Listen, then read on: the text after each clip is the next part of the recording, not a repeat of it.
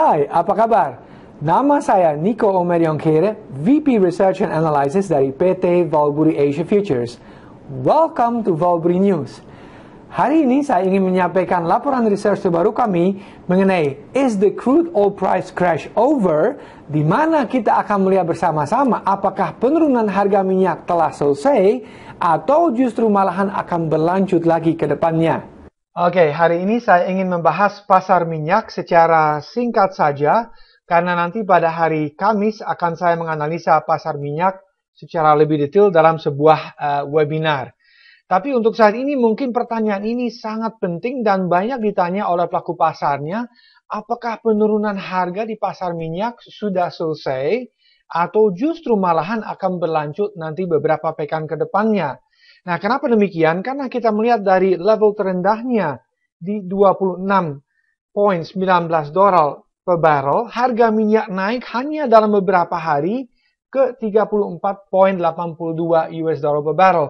Artinya, minyak naik sekitar 33% hanya dalam hitungan hari. Oleh karena itu juga banyak yang bertanya, nah ini sudah selesai nggak?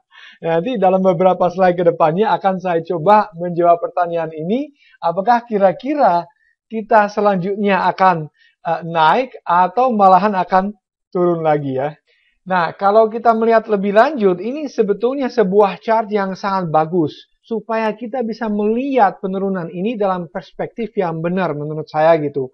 Karena kita melihat penurunan yang dialami oleh pasar minyak sejak pertengahan tahun 2014 itu sebetulnya wajar-wajar saja. Karena kalau kita melihat sebelumnya pun seringkali terjadi penurunan yang sangat besar. Misalnya tahun 1983 hingga 86 kita melihat pasar minyak turun 69%. Lalu ada juga penurunan yang sangat besar dari tahun 1996 hingga 1998 di mana pasar minyak juga turun 60% lebih. Ingat juga itu berbarengan dengan Asian Financial Crisis. Jadi memang emerging markets anjlok dan juga diikuti oleh harga minyak yang turun secara signifikan ya. Lalu ada Global Financial Crisis. Siapa yang tidak ingat itu dari tahun 2008 hingga tahun 2009 minyak turun hampir 80% dan yang paling terakhir ini pertengahan 2014 hingga awal 2016 ini pasar minyak sudah turun sekitar 77%. So again, what is happening in the oil market now itu bukan sesuatu yang luar biasa, tetapi seringkali terjadi sebelumnya. So kita harus melihat sekali lagi dalam perspektif yang benar ya. Nah, lalu kenapa sebetulnya harga minyak terkoreksi begitu dalam? Nah, kita tahu bersama alasan utama adalah bahwa produksi minyak di dunia ini berada di level tertinggi selama setidaknya 25 tahun terakhir ini. Dan ini juga informasi yang sangat penting yang saya perlu sampaikan adalah bahwa penambahan produksi ini dari tahun 2010 hingga tahun 2014 kebanyakan itu berasal dari shale oil yang sekitar menambah 4 hingga 5 juta barrel per hari. Jadi sekali lagi ingat bahwa sebetulnya penambahan produksi ini tiba-tiba melonjak karena shale oil, teknologi baru yang digunakan untuk menghisap minyak itu dari bebatuan di Amerika Serikat itu menambah sekitar 4 hingga 5 juta barrel. OPEC memang juga pompa banyak sekali oil dan bahkan di tingkat produksi yang maksimal juga pada saat ini, apalagi Iran juga setelah sanksi dihapus terhadap negaranya juga akan makin banyak pompa minyaknya, dan juga Rusia kita melihat juga banyak sekali produksi minyak pada saat ini. Tetapi sekali lagi alasan utama adalah shale oil dari Amerika Serikat ya. Nah, oleh karena itu juga sebagai akibatnya tentunya kita melihat stok minyak di Amerika Serikat itu paling tinggi sejak The Great Depression di tahun 1930-an. Dan bahkan sekarang hampir mencapai 500 juta barrel pada tanggal 22 Januari. Jadi sekali lagi ini paling tinggi sejak November 1930 Dan kita tahu bersama the Great Depression pada saat itu berlangsung. Oleh karena itu juga ini sebetulnya bukan tanda yang baik ya, di mana ada stok minyak yang sangat tinggi.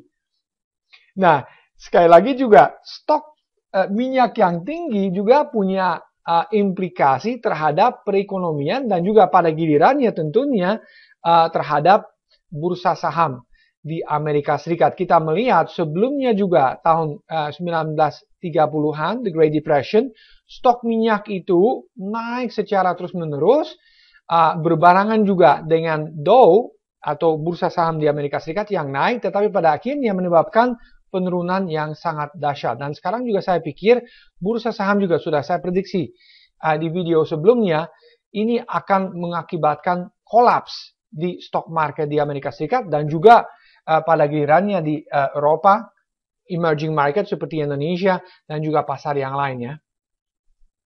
Nah, meskipun demikian, meskipun stoknya begitu tinggi, produksi juga sangat tinggi di dunia, jangan kita lupa bahwa demand atau permintaan terhadap minyak di dunia juga dari tahun ke tahun itu naik. Kita melihat di sini.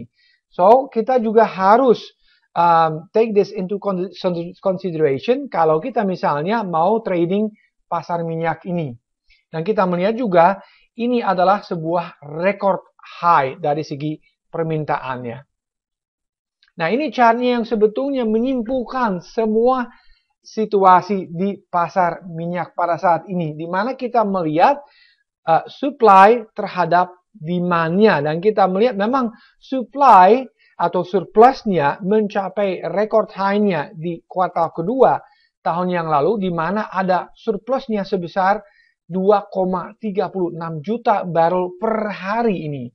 Tetapi kita melihat belakangan ini surplusnya mulai turun, dan pada kuartal terakhir tahun 2015 kita melihat hanya tanda kutip mencapai 1,83 juta barrel per hari. Nah, jika misalnya perkembangan ini berjalan terus, tentunya surplus ini akan hilang dengan sendirinya. Perlu dicatat juga bahwa surplus ini sudah berlangsung selama 8 kuartal, dan jika misalnya berlangsung sampai akhir tahun ini akan menjadi periode yang terpanjang dalam sejarah di mana ada surplus yang begitu besar. Tapi diharapkan nanti pada akhir tahun ini akan sekitar seimbang pasarnya. Dan oleh karena itu juga saya pikir baru tahun 2017 mungkin minyak akan naik cukup banyak ya. Lalu minyak kita melihat memang naik, tadi saya sebut pada awal presentasi ini sekitar 33% hanya dalam hitungan hari. Nah, kenapa demikian? Nah, kita melihat ada rumor yang dihembuskan di dalam pasar bahwa akan ada pemangkasan produksi sebesar 5%. Baik itu dari Rusia, Amerika, dan juga OPEC. Tetapi ternyata rumor ini dikatakan tidak benar, dan menurut saya juga tidak mungkin. Ada dua alasan kenapa rumor ini sebetulnya tidak ada dasarnya. Nah, pertama itu kita tahu bersama juga bahwa pada saat ini ada perselisihan di antara Arab Saudi di satu sisi dan Iran di sisi lainnya. Dan kedua negara ini saling membenci, dan untuk membuat kesepakatan di antara dua negara ini saya rasa itu sangat mustahil pada saat ini. So, kita forget about this rumor karena ini sebetulnya sama sekali tidak ada dasarnya. Nah, lalu kedua, kenapa rumor ini tidak ada dasarnya? Kita melihat bahwa sebetulnya OPEC pada akhir tahun 2014 memutuskan untuk tidak menaikkan produksinya. Kenapa demikian? Karena mereka sebetulnya ingin menghabiskan shale oil producers di Amerika Serikat. Nah, kenapa demikian? Mereka mengatakan sebetulnya tidak fair atau tidak adil kalau saya dipaksa untuk menurunkan produksinya, sedangkan saya produksi dengan tingkat atau cost-nya paling rendah di dunia. Kita melihat misalnya OPEC itu dan terutama Arab Saudi memproduksi minyaknya dengan cost-nya sekitar 10 hingga 15 dolar per barrel. Sedangkan kita tahu di sisi lainnya, shale oil producer di Amerika Serikat, mereka cost produksinya atau biaya produksinya sekitar 65 hingga 70 dolar per barrel. Nah, orang-orang di Arab Saudi juga tahu Kalau harga yang rendah berlangsung terus seperti ini, katakanlah di antara 20 hingga 35 dolar per barrel, ya yang share oil producer di Amerika Serikat akan habis dengan sendiri karena mereka akan bangkrut. So, tentunya OPEC akan mempertahankan produksi pada saat ini di tingkat produksi yang sama karena mereka tahu share oil producers pasti akan bangkrut nanti pada akhirnya. Nah, ini mengakibatkan apa? Rumor ini yang dihembuskan ke pasarnya mengakibatkan yang punya short position di pasar minyak itu panik dan mereka harus cover. Dan kita melihat dalam 2 pekan terakhir ini short positions di West Texas Intermediate, ya minyak yang kita ikutin juga dalam kontrak ini itu turun 11%. Jadi kita melihat sebelumnya mencapai record high, tetapi sudah turun sekarang 11% yang tidak ditunjukkan di grafik ini. Nah, sekali lagi juga saya sudah tampilkan di presentasi sebelumnya juga bahwa ketika begitu banyak short positions dan harga minyak tiba-tiba melonjak, mereka terpaksa harus menutupi posisi short dengan mengambil posisi long. Sebaliknya dari short atau buy. Nah, oleh karena itu juga tentunya kalau Anda menutupi posisi short dengan posisi buy, tentunya harganya akan naik, ditambah lagi posisi buy yang baru, yang menambah akselerasi kenaikan harga ya. So, yang kita melihat kemarin sebetulnya sangat berkaitan erat dengan posisi short yang ada di futures market. So, sekarang mereka sudah menutupi posisi short mereka, 11% diantaranya, dan oleh karena itu juga kita melihat bahwa pasar sekarang rentan lagi untuk koreksi ke depannya. Nah, ini kita melihat secara teknikal, ini juga menarik, kita melihat bahwa kita sedang berada di wave nomor 5. Sejak penurunan mulai awal tahun 2014 kita melihat wave 1, lalu naik wave 2, turun sangat besar dalam wave 3, lalu naik lagi wave 4, dan sekarang wave terakhirnya atau wave 5. Perhatikan juga ada 2 hal menarik di chart ini, di mana ada bullish divergence, baik itu di MACD atau Moving Average Convergence Divergence Indicator di bawah ini, dan juga di RSI. Jadi ini merupakan tanda bahwa pelemahan di pasar minyak itu akan segera selesai. Bukan artinya sudah selesai, tetapi akan segera selesai. Nah, kedua juga kita melihat bahwa perbedaan di antara moving average 50 hari yang ditunjukkan dengan garis biru di sini dan moving average 200 hari yang ditunjukkan dengan garis merah itu sangat besar dan juga menunjukkan bahwa harga sudah turun sedemikian banyaknya. Tapi sekali lagi bukan berarti bahwa ini merupakan akhir dari bear market. Nah, kenapa demikian? Karena saya melihat di chart berikutnya di mana kita melihat wave 5 dari 5 di sini. Nah, di dalam wave 5 ini kita baru punya gelombang 7 kali di sini kita melihat. Nah, biasanya dalam wave 5 ini terdiri dari 5 atau 9 gelombang, bukan 7. Jadi oleh karena itu juga saya agak curiga bahwa wave 5 ini belum selesai sebetulnya. Dan kita kemarin yang naiknya dari sekitar 26 sampai 35 dolar per barrel itu merupakan gelombang 8. Artinya kita sekarang akan turun lagi dan sedang turun. Kita sudah lihat setelah mencapai resistensi 35 dalam wave 9. Ya, jadi sekali lagi kemungkinan besar ini belum selesai penurunannya. Nah, ini lebih jelas lagi setelah kita naik dalam wave 8, sekali lagi ke resistance di sekitar 35, jelas sekali terlihat di sini. Kita sekarang sedang turun lagi dan mungkin saja akan mencapai supportnya di sekitar 23 hingga 25. So, kalau Anda misalnya sekarang belum punya posisi, cenderung menurut saya paling bijaksana adalah nunggu sampai mendekati supportnya di 23 hingga 25.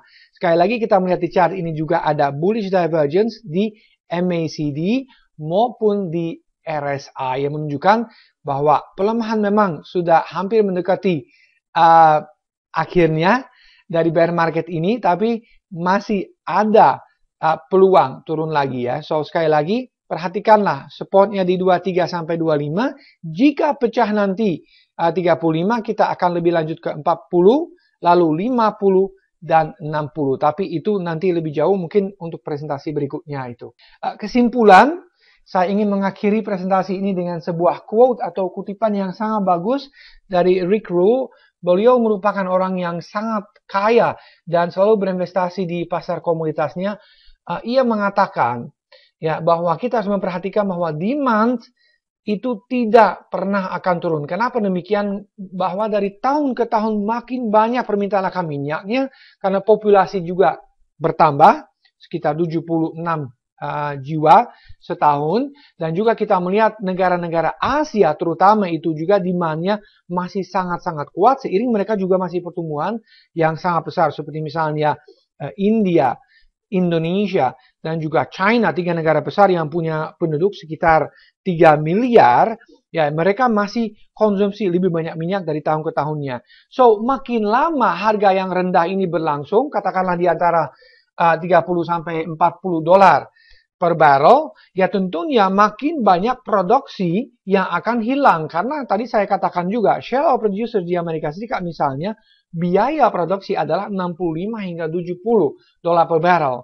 So, kita melihat ke belakang, ketika produksi juga turun secara besar-besaran, dan harga minyak juga sangat rendah, pada akhir tahun 1990-an, apa yang terjadi setelah itu? Kita melihat harganya ternyata naik dari 15 hingga 150 dolar atau sekitar 10 kali lipat. Nah sekarang apakah itu mungkin terulang lagi ke depannya? Katakanlah harga minyak naik dari 25 hingga 250 dolar per barrel. Menurut saya sangat-sangat mungkin. Karena nanti juga akan ada suatu fenomena yang baru yaitu peak oil atau tingkat produksi yang maksimal di dunia ini. Yang mungkin saya akan bahas nanti dalam video-video komentari yang berikutnya. Ya, so again, perhatikan makin lama harga yang rendah ini bertahan, makin nanti spike-nya akan sangat besar ke depannya. So, menurut saya pasar minyak ini akan menawarkan peluang yang sungguh dahsyat beberapa pekan ke depannya. So, kalau Anda misalnya belum punya posisi, perhatikan dengan seksama sekali lagi level-level support dan resistance untuk saat ini dan manfaatkan untuk ambil posisi di level yang serendah mungkin. Karena nanti beberapa tahun ke depannya menurut saya harga minyak itu benar-benar akan melonjak dan banyak mengejutkan pelaku pasarnya. Jadi untuk merangkum kembali, tadi kita melihat di slide mengenai technical analysis bahwa kemungkinan wave 5 atau wave terakhir ini belum selesai sepenuhnya dan masih ada gelombang kecil turun lagi di mana kita bisa mendekati support di sekitar 20 hingga 25 dolar per barrel. Nah, perhatikan support ini, jika misalnya harga minyak mendekati level tersebut, menurut saya itu entry point yang sangat bagus karena beberapa bulan ke depannya nanti saya merasa dia akan kembali naik lagi harga minyaknya dan mungkin saja tahun ini kita bisa naik sampai 50 hingga 60 dolar per barrel. Sekian dari saya untuk saat ini. Sampai jumpa di video komentari berikutnya.